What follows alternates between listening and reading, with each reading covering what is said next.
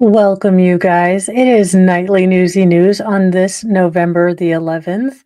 Welcome, Debbie Webb and Penny Williams and Phoenix Fire and Spirit Flex and Fleck and Lexi and Audio Coffee, Cup of Joe.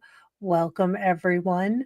So, I figured it was going to be a little subdued tonight because, we're all maybe dealing with the verdict and how we feel or how we don't even want to feel about it. But I have some interesting stories that might have broken elsewhere, but we get to give them the Mo twist. So apparently, our first story, a wicked mistake. Mattel apologizes for printing a prawn site on its doll packaging. Well, I mean, this whole pleather number here. Okay, I know she's not supposed to look like Lord Voldemort in this, but she is giving me very Lord Voldemort vibes here, which is terrible. But apparently the dolls are, well, they will send you to wicked.com, which apparently is not a kid's site. There was a verdict in the Richard Allen Delphi case. He was found guilty on all four charges. So that's what we're dealing with today. Uh, but for Wicked, the toy company Mattel is apologizing for a misprint on its doll packaging that sent unsuspecting Wicked fans to a pornographic site. The company's Wicked fashion dolls are among the many brand collaborations, including makeup, shoes, luggage, drinkware, and mac and cheese that have hit the websites and store shelves in front of this new musical. Now, I will let you guys in on a like Mo secret, but I have not even heard about Wicked, and I know that it's a book. I just I haven't even read it yet, so I don't know that I'm going to be seeing this movie, but it does arrive on November the 22nd, so I am sure there will be a bunch more green and Glenda stuff being sold. The dolls depict some of the main characters from the book turned musical turned film, including Ariana Grande's Galinda and Cynthia Evaros, Eviros as Buffia. Look, y'all, I don't know. This would be the one musical that I'm like, what? So some of these dolls sing and some come with accessories, but what they should not come with is a link to a pornographic site, which apparently they do.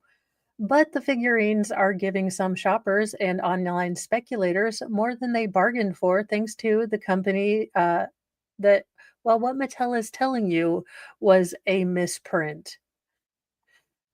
Social media users noted that over the weekend, the label on the back of the box directs people to a website bearing the name of the film that also happens to be something you'd see. Oh, El Fabia. Thank you, Jedi Jess, because I'm like, do they have a pronunciation guide for the rest of us who haven't watched this musical at least 112 times? So there you guys go. Do not go to wicked.com unless you're in incognito mode, because apparently you will not be seeing any sort of musical stuff there unless they make pornographic musicals.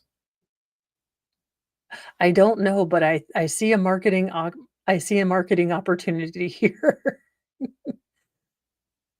Oh, well, look, let's just say the green chick, the wicked witch of the West. I am yeah, now I'm gonna have to listen to the audio book. But could you imagine? I could totally make one. Um, don't everyone, we will definitely Elfbia. Elphaba? Look, I mean, I would probably watch that before I watch Wicked, to be fair, but that's because I have a terrible, terrible person. Oh, okay, Siobhan. I know a lot of people have seen the musicals, or the musical, and I know that there's uh, a lot of people that like it, but it just meh. To be fair, I mean, I'm over here drowning in, my big fat gypsy wedding, so I don't know that my taste is any better, but still.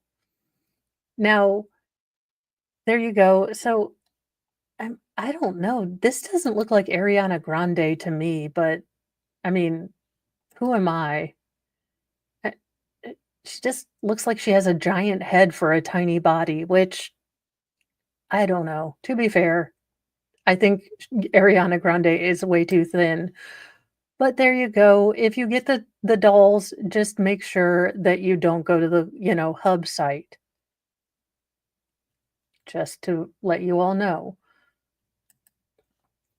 Oh, you stinky computer. You are starting to paint. I have deleted a bunch of stuff, so I have no idea where my memory is.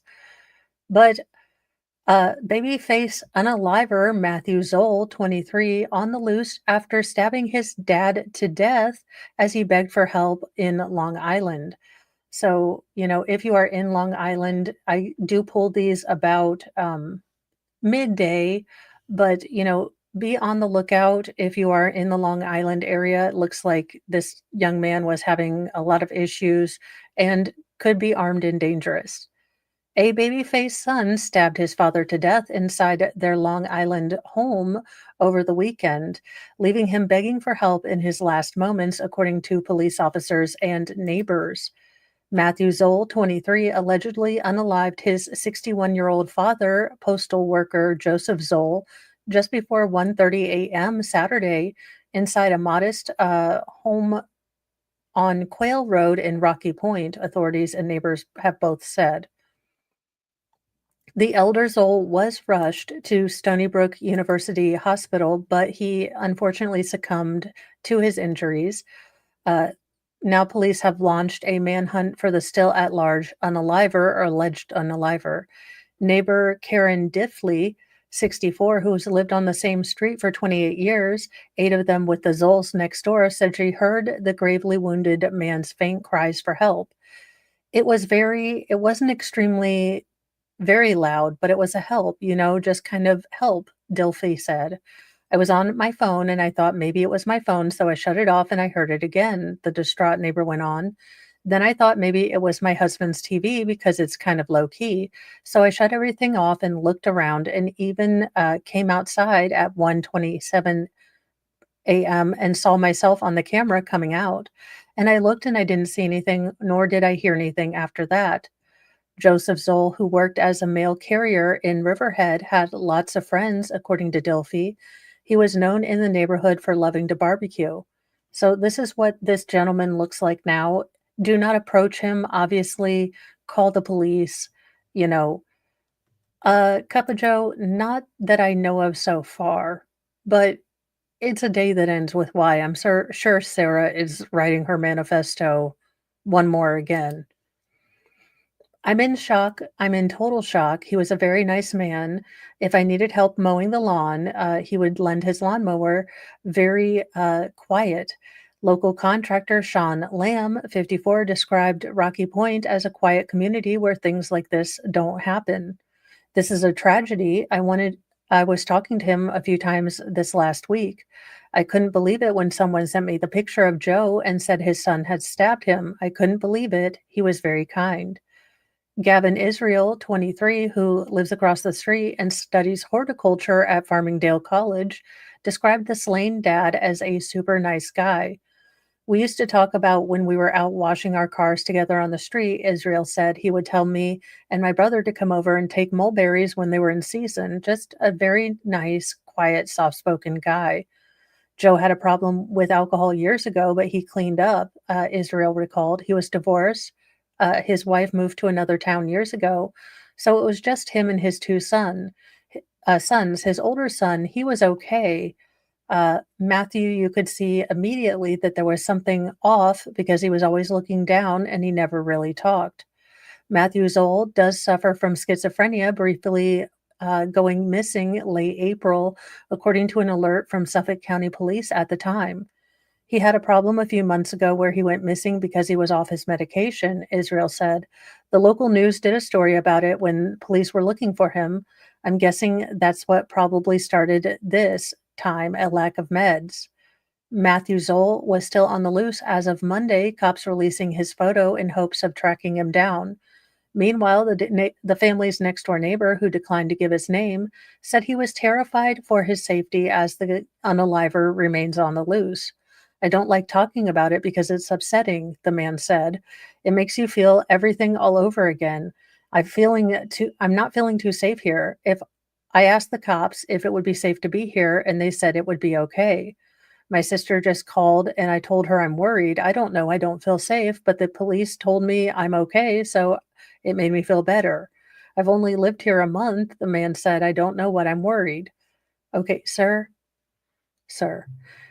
this seems like you're trying to make yourself the main character, and I get that you're freaked out. Like you are squeaked out. You've only lived here for a month, but the cops aren't going to be able to answer you if this dude comes to your door. I mean, they're still going to be 10 to 15 minutes away, depending on how far away they are.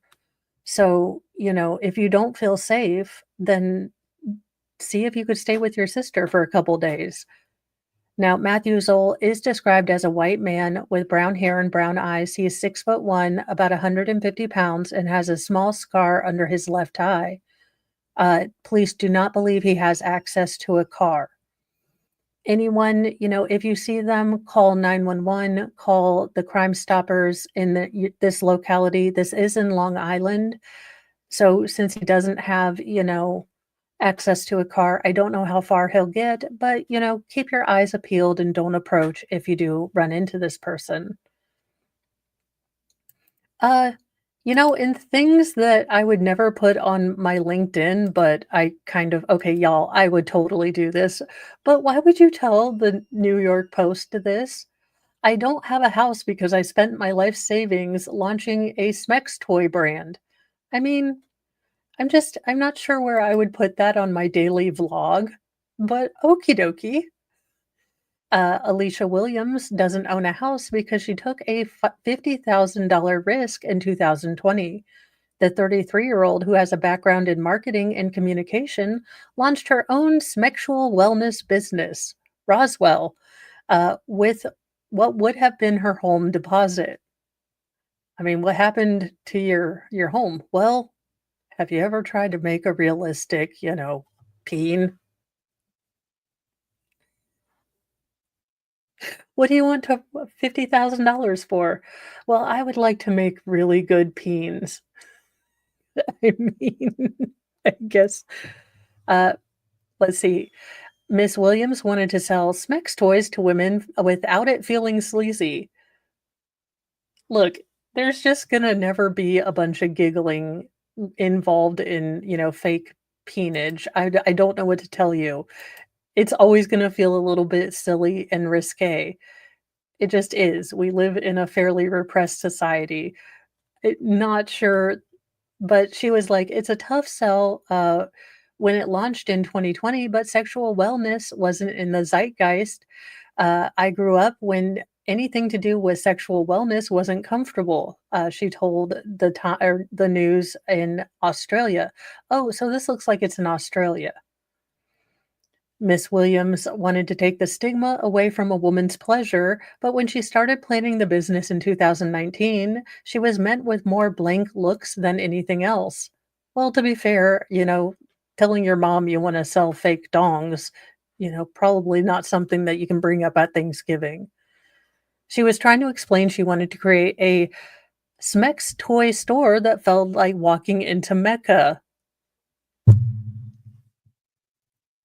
I'm pretty sure you offended the entire Islamic faith with that whole thought. But there you go. The divine and the deviant together in one place. Our Lord's peen. What in the actual thing? They were imagining a bright pink jelly, replica.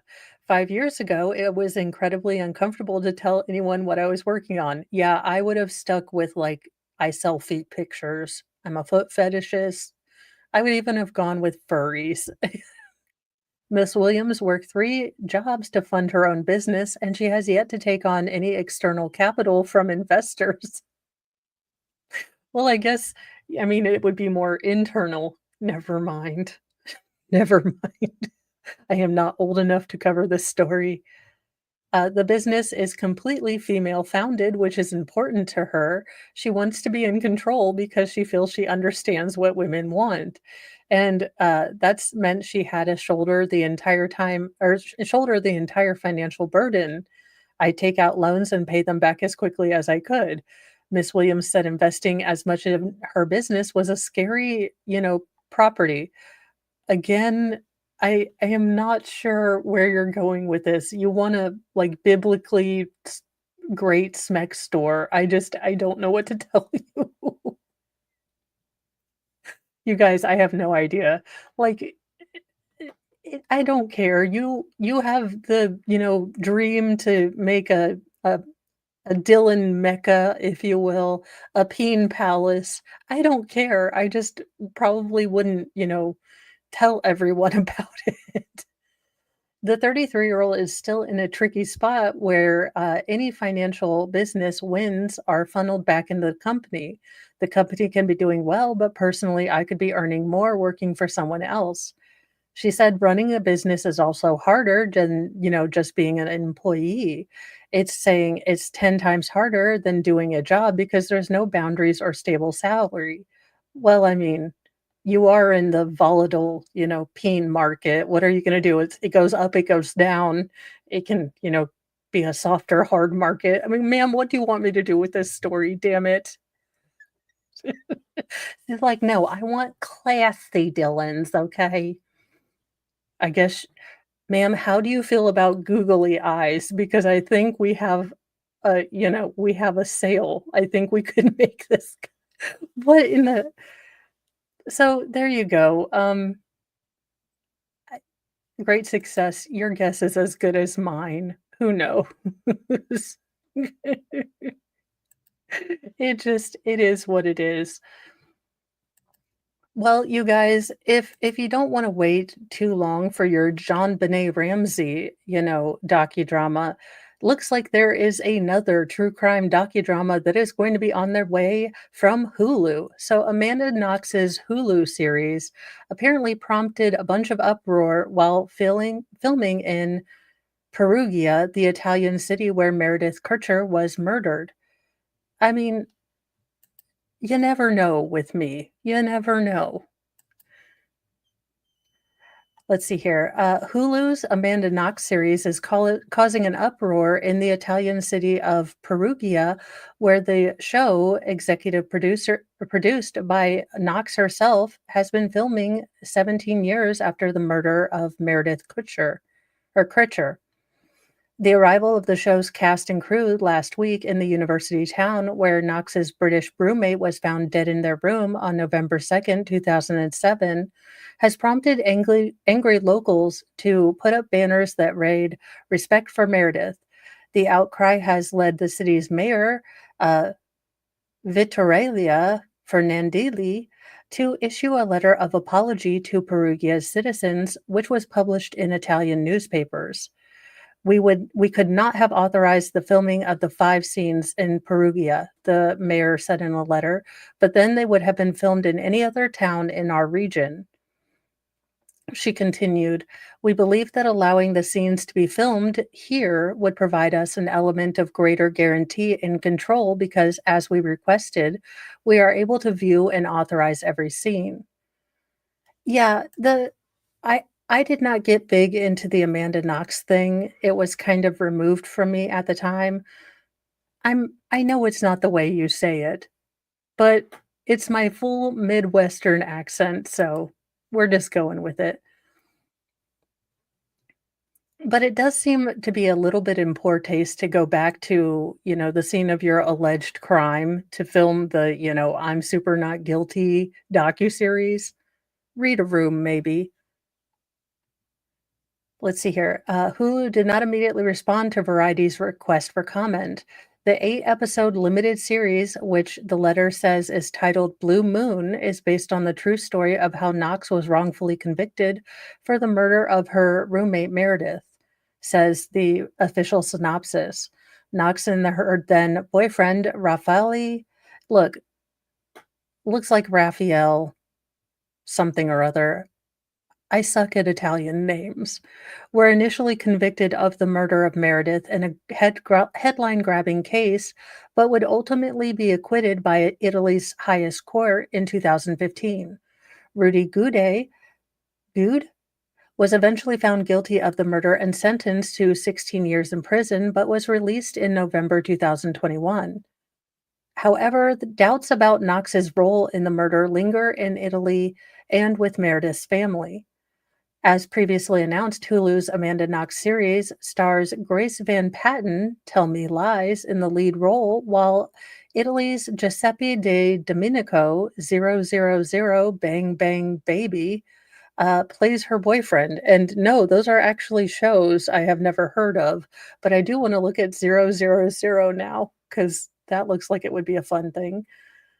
Uh, K.J. Steinberg serves as a creator for the series. Executive producers include Steinberg, Knox, her husband Chris Robinson for Knox Robinson Productions, Warren Littlefield, and Monica Lewinsky. Because why not?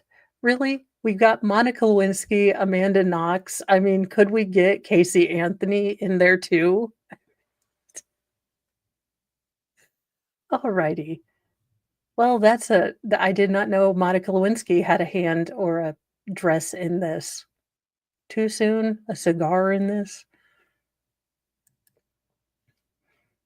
In what I love to see, a case being solved, a family given peace, a 1959 cold case of a boy's murder in Wisconsin was solved through DNA testing. Investigators in Wisconsin have used DNA evidence to solve a 65-year-old case involving a 7-year-old boy whose body was found in a culvert. Owaski County Sheriff's officials have said that a human skeleton was found in a culvert on October 4th, 1959, in the city of Mequon, about 20 miles north of Milwaukee. At the time, it was believed that the skeleton belonged to a child between 6 and 8 years old.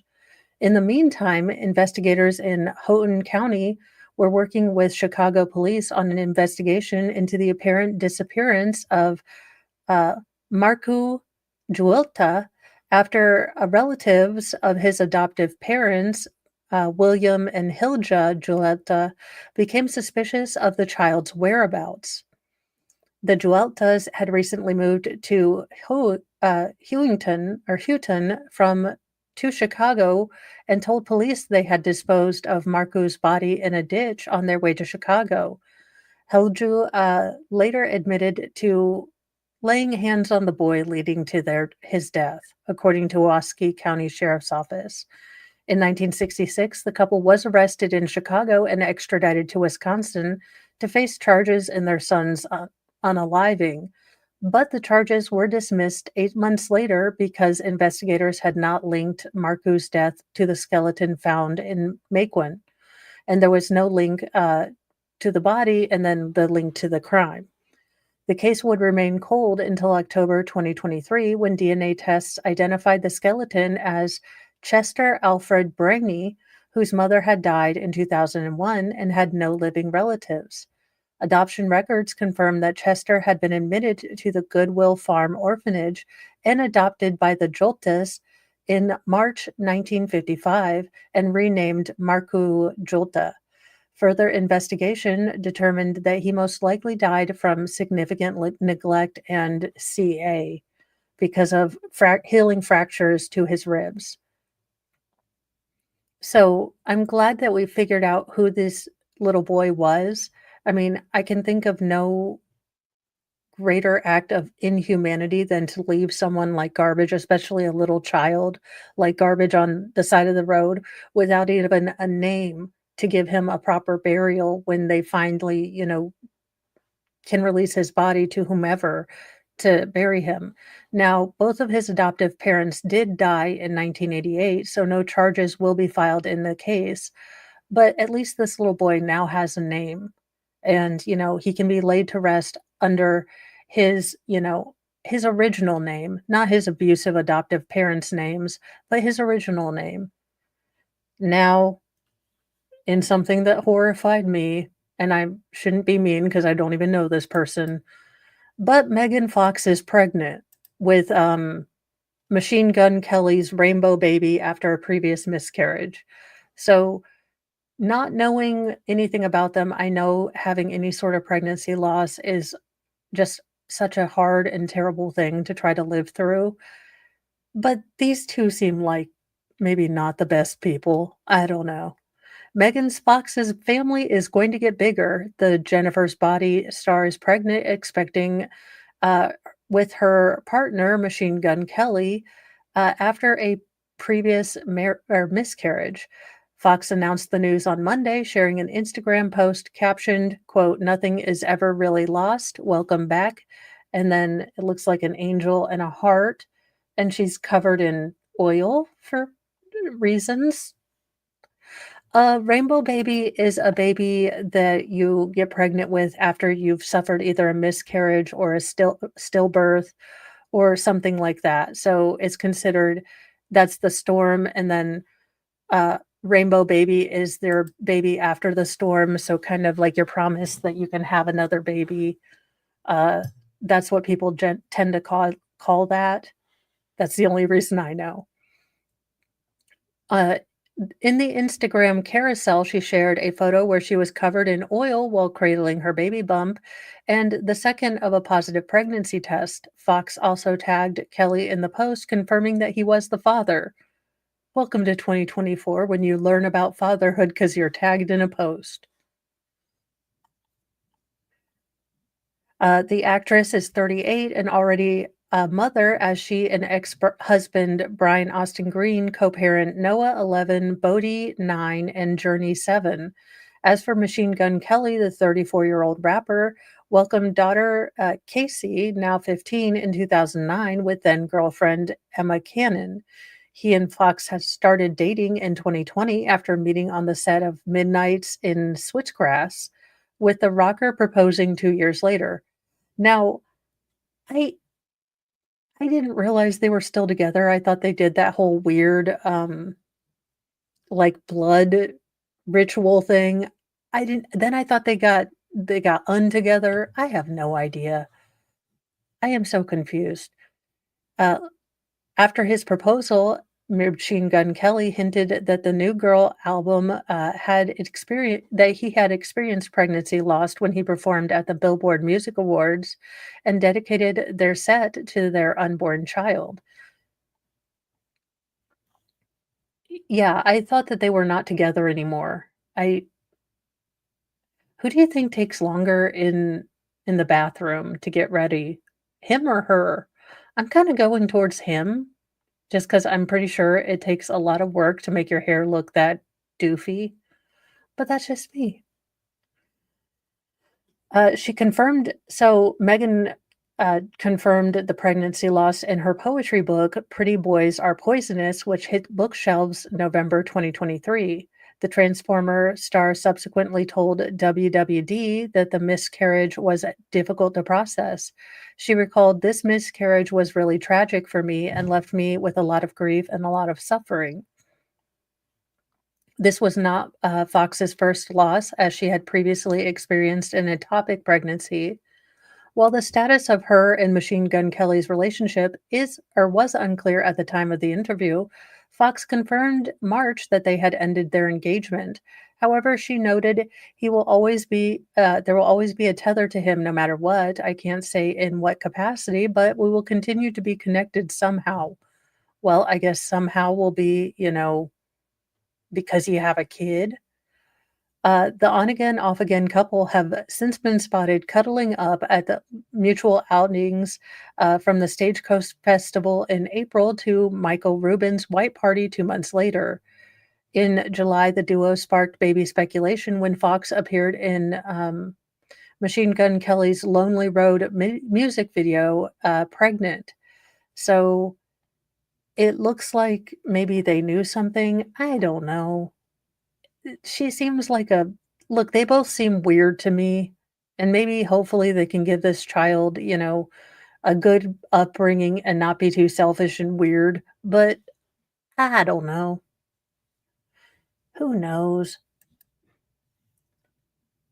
In other news, now that Mariah Carey has been let out of her, well, her prison where we keep her for the rest of the months that we don't wanna hear "All I Want for Christmas," we have at least got the tree. So meet the New Yorker behind the Rockefeller Center tree who scouts out 100 hopefuls across 6 states each year. I had no idea it took that many states to find the perfect Christmas tree. He's a real life conifer connoisseur. A visit to Rockefeller Center Christmas tree, dizzyingly tall, dazzlingly lit, is one of New York City's most treasured holiday rituals. And behind every sky high stunner chopped down and brought into the Big Apple to make spirits bright and Christmas time uh, stand up, just one man has the eye for the perfection, and most likely one and of the only people toiling away at Midtown's concrete jungle at a job of head gardener. But that's exactly what Eric Paz does at Rockefeller Center, where he's worked for 40 years. English, I sort of know how to read it sometimes. The 58-year-old Long Islander told the Post he scouts easily 100 trees in 6 states, each year, to make sure that he can find the perfect tree, and only one is going to be ready for prime time. The 2024 winner that arrived Saturday and will be lit with the usual fanfare on December 4th is a 74-foot tall, 11-ton Norway spruce that is also 43 feet in diameter. That's a lot of tree.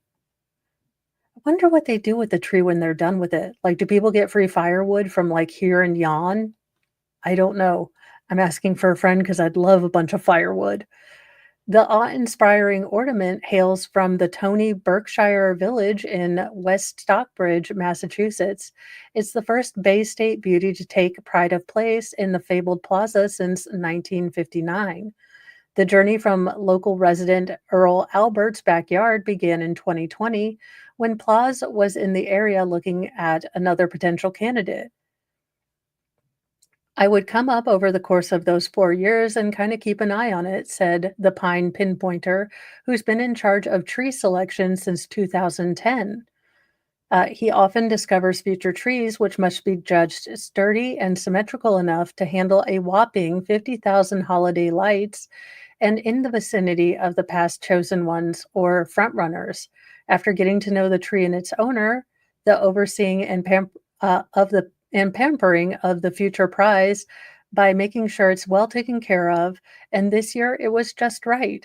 So it was perfect. Building relationships with families like the Alberts and getting to know the communities where they live is a major part of the job. There was a 2021 tree which came from Elkton, Maryland, that students from a nearby school gave a grand send off by lining local streets.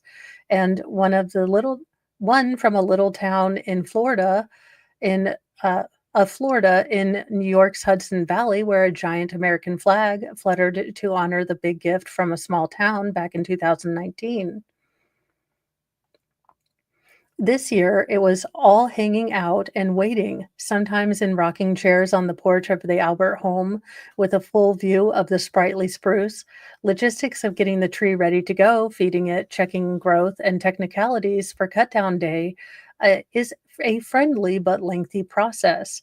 We were just rocking back and forth like two old buddies there, Paz said. It was great. I've spent so much time up there, I was starting to call his home my upstate office, the evergreen enabler joked, mentioning that he'd even gone to a high school varsity football game with a family a couple of Friday nights ago to see their son play. I love this. He's getting, to know the family. Seems like a good guy. And I guess I never thought about, scouting a tree for future use, but I mean, it makes perfect sense now that you think about it. I just never thought this is the guy that picks out the, tree for the, Grand Plaza, just that big giant Christmas tree in New York. Apparently, they, like, stake them out and, like, do draft picks and everything. Greedy bloke, I don't know. Look, I don't make the traditions, I just say, "Oh my gosh, bright spiny." bright, sparkly lights. Those are the kind of moments that stick out every year. And then getting the tree to Rockefeller Center, putting it up and saying, man, that looks just as good as it did in the yard. Earl was only too happy to donate the whopping piece of forestry to honor his late mother's love of Christmas. This week, the brawny Biggie was chopped down, lugged onto a 115-foot trailer, and driven south for its final act. Although much lower profile than with just some white lights and ornaments, Paz is also responsible for choosing his family's 6 to 7 foot tree for their Suffolk home each holiday season. The botanical expert shops much closer to his home during that particular trip. I particularly like the Fraser fir for stronger branches at home, says Paz. You want to make sure it's not losing any needles. That's a big point. And Paz noted if it's a quick shake of the tree and it shows green needles falling off, that's an indicator of dryness and therefore a fire hazard. Sometimes I like to get a really fresh tree in my home and I'll soak it up with water all the way through New Year's. Interesting. Double or triple check that tree has been freshly cut on the bottom, which ensures it absorbs as much water as possible. Fraser firs can be distinguished for having a distinctly flattened, almost stubby dark green needles on their incredibly sturdy branches, according to Michigan State University. He says to look for upright branches, a straight trunk, and very few needles shed. Last year, the average price of a fresh Christmas tree ranged between $80 and $100, according to America's Christmas Tree Association. Wow, I didn't even know there was an association. September survey by organization reflects that most sellers do not anticipate higher wholesale prices for the 2024 buying season. So there you go. You can get, depending on where you go, apparently in New York, you can get a 14-footer for $250. I just have a feel look, we have our fakie tree and the cats have let it live for 2 years. So I'm kind of hoping that we get a 3rd year out of our fake tree. I can only imagine we would get a live tree and it'd have a squirrel, and then we have cat shenanigans, squirrel shenanigans, and a dead Christmas tree. So I'm okay with our fakey little Christmas tree. I know that this was a bigger, I think, case that maybe Baker, I think, covered. So I believe this is the one about the 2 women that got in a fight. One brought a force multiplier and unalived the other one. Victim was an initiator, woman who killed neighbor through locked door, demands light sentence. Calling the victim the initiator, I don't know that that's gonna.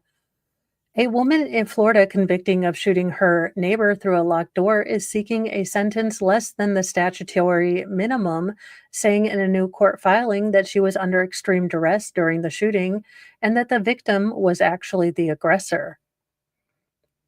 Susan Louise Lawrence, Lawrence, 60, argued that she should get a downward departure after her August conviction for manslaughter by use of a firearm in the death of her neighbor, A.J. Owens.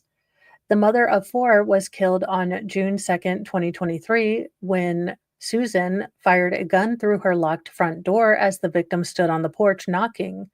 A motion filed by the defendant's public defender, Amanda Sizemore, writes that the Fifth Judicial Circuit Judge, Robert W. Hodges, should make a downward departure from the minimum potential sentence of 138 months or 11 and a half years. A potential maximum sentence is 30 years in prison. It is not clear from the filing how much of a downward departure would be requested at sentencing. The document said that the defendant requires specialized treatment for a mental disorder unrelated to substance abuse or addiction and is amenable to treatment. Quote, the capacity of the defendant to appreciate the criminal nature of the conduct or to conform to conduct to requirements of the law was substantially impaired, the motion said. The victim was an initiator, willing participant, aggressor, or provoker of the incident. The defendant acted under extreme duress or under the domination of another person, the filing also said. According to the motion, Susan expressed her regret over the shooting. The offense was committed in an unsophisticated manner and was an isolated incident for which the defendant has shown remorse, the filing said. Deputies responded at about 9 at that evening to a trespass call in Osceola, about 800 miles northwest of Orlando, when another call was received about a shooting at the same location, authorities said. When the deputies arrived, they found Owens in front of Lorenz's apartment suffering from a gunshot wound. Deputies rendered aid to her until Marion County Fire Rescue responded and took her to the hospital, where unfortunately she passed. Through interviews, surveillance footage, prior incidents, and calls for service involving both Susan and Owens, detectives learned that Lorenz had become angry over time at Owens' children, who were playing in a field close to her home. There were a series of incidents leading up to the bloodshed that day, authorities said.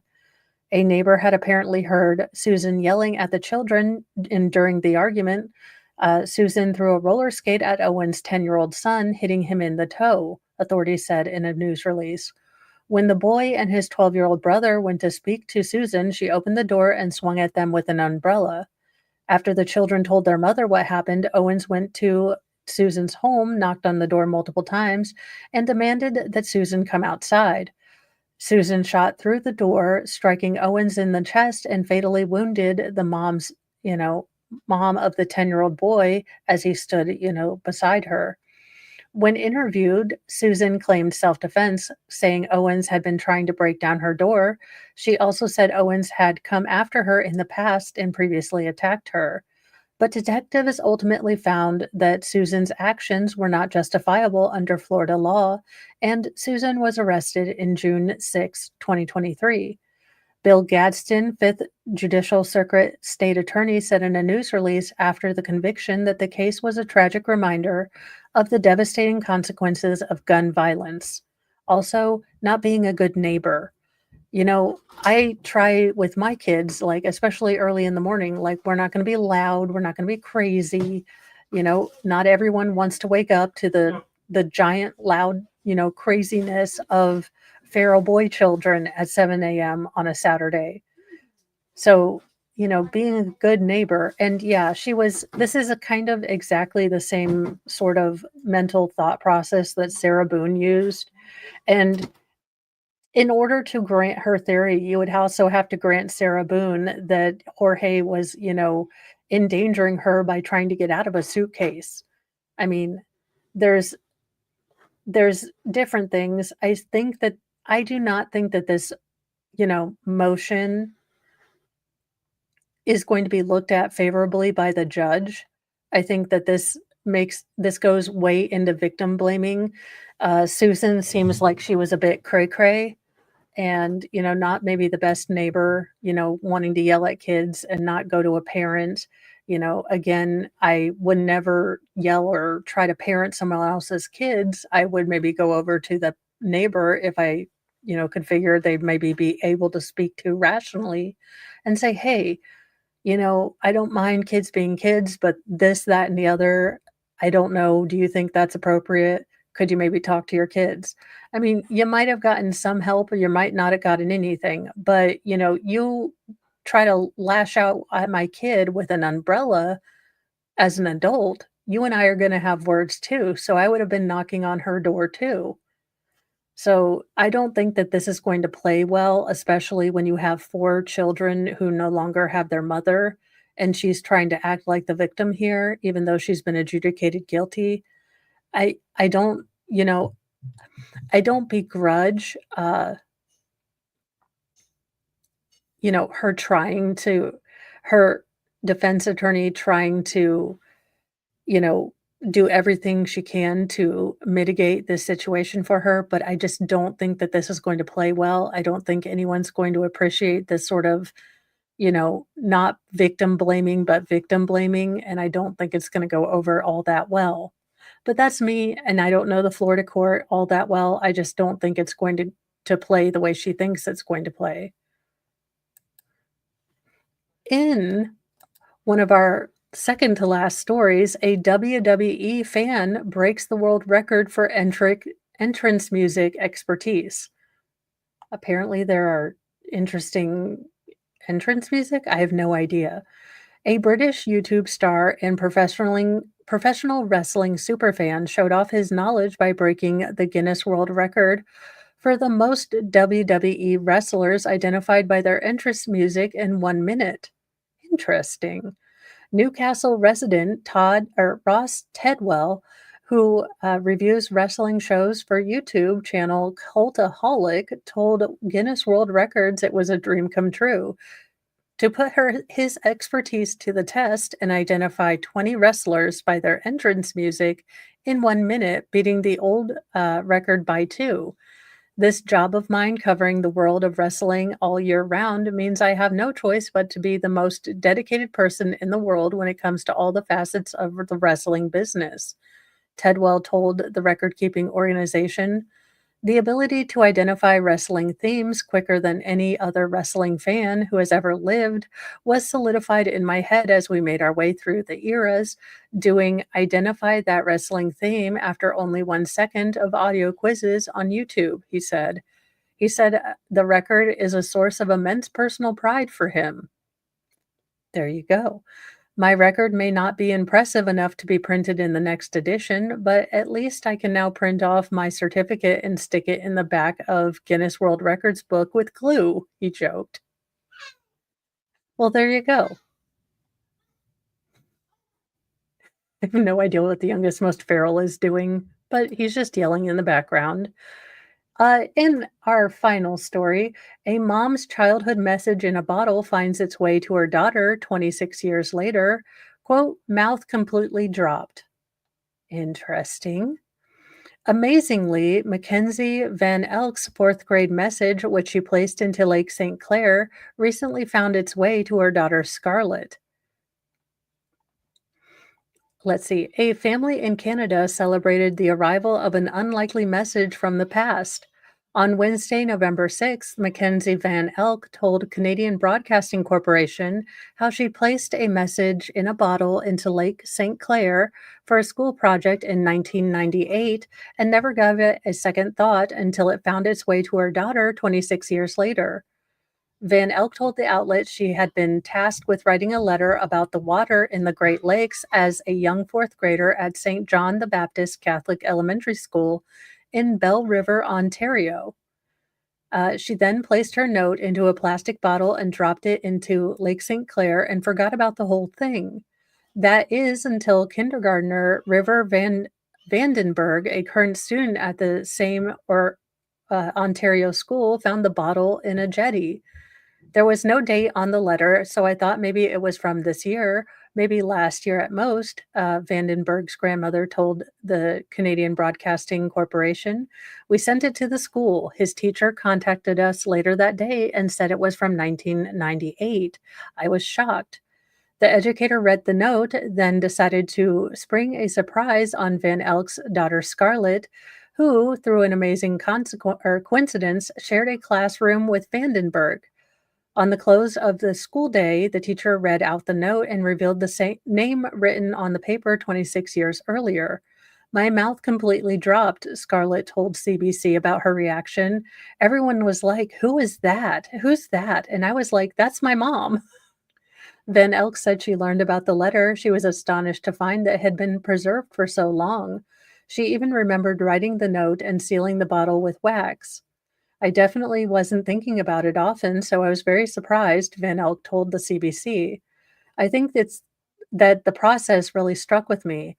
This is so also right when our school got the computer lab. So one of the first things I ever printed on paper and got to do something with, she added, it was memorable to do something like that, throw something, and I think maybe have someone find it later. The idea came from her own teacher, Roland St. Pierre, who told the outlet that he had forgotten all about the project until he got a call from the school about the recent finding. He noted that it was a real shock. The retired teacher said it was an emotional moment to hear that one of the bottles stood the test of time, adding, for it to survive 26 years without breaking down, that's kind of surprising. So there you go. Put, a letter in a plastic bottle, and then when your child reads it at school, maybe they'll listen to you. It's a thought. It's a prayer. Who knows? It might happen one day. But there you guys go. Don't go Googling any of the wicked, dolls because that's a prawn site, not a real site. Make sure to keep on the lookout for Matthew Zoll. Do not reach out to him. Do not, connect with him because he is potentially armed and dangerous. But if you are in the Rhode Island area, make sure that you try to stay abreast of where he might could be.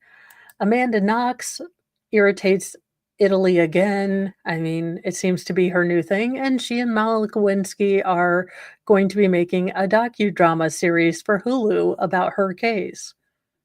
It's very odd. Megan Fox and Machine Gun Kelly are pregnant. I mean, she's pregnant. I don't think he is. I haven't checked. I don't know that her, plea for a lower sentence is going to go over. This woman seems like a right pill to have lived next to, but that's just me. And then, messages in a bottle have been found. Yeah, I did. I did the story at the start of this evening. So, Wicked does not meet Wicked should not be on the hub, but I think it would be hilarious to have a, adult musical. Could you just imagine that? I mean, I know Rocky Horror Picture Show is about the closest you're gonna get, but, I definitely think we could come up with some musical theater for a hub. Anyways, you guys, I will be back with you at 8 in the morning tomorrow for Mornings with Mo, and then I don't know what we'll get into tomorrow because we'll have just free time, so maybe we'll try to find a small trial or a short one and get on with something like that, but I'm not quite sure at this moment. So I will see you all in the morning. Thank you so much for joining in. I hope you have a lovely evening and you are free to explore the internet and or, like me, watch a bunch of garbage on YouTube and wonder how in the world you got sucked into this particular trouble or this particular show or the other. But have a great evening and I will see you guys all in the morning. Have a great evening, you guys.